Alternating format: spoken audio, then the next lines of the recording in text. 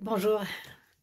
Bon, j'avais vraiment pas envie de parler du pape François qui vient de mourir, mais vraiment l'avalanche d'articles euh, le présentant comme un grand progressiste, blablabla, c'est trop.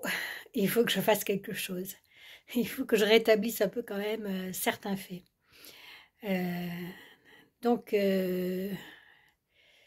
voilà ce pape qu'on nous vante comme progressiste et qui est en fait comme l'a dit un journaliste argentin, Horacio Verbitsky, qui a écrit 5 livres sur l'Église catholique argentine et qui est bien placé donc pour connaître euh, Bergoglio, comme il s'appelait avant d'être pape depuis longtemps, et savoir quel est cet homme exactement. Il l'a qualifié de populiste conservateur. C'est exactement ça. Et il faut rappeler que son livre préféré, c'est le même d'ailleurs que celui de Macron, son roman préféré.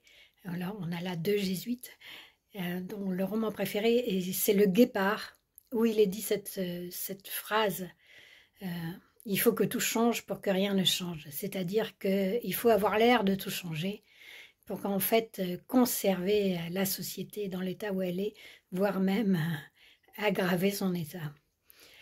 Euh, Donc voilà, on a tout le discours du pape, notamment sur les immigrés, qu'on nous ressort très bien. Mais qu'a-t-il fait, lui, pour les immigrés? À part donner des leçons aux autres pays, sachant très bien que les autres pays ils vont traiter ça comme ils peuvent. Mais lui, comme chef d'une église euh, extrêmement riche, qu'a-t-il fait pour eux? Rien. De la parole, tout est à cette image, c'est la même chose pour les femmes, pour les enfants, pour les homosexuels, enfin tout est dans la parole, rien dans les actes.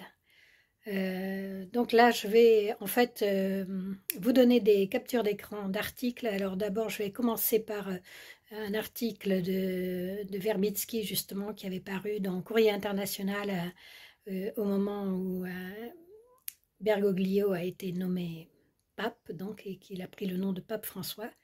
Et puis ensuite, je donnais un article que j'avais publié sur mon blog en 2019, mais qui reste malheureusement tout à fait d'actualité.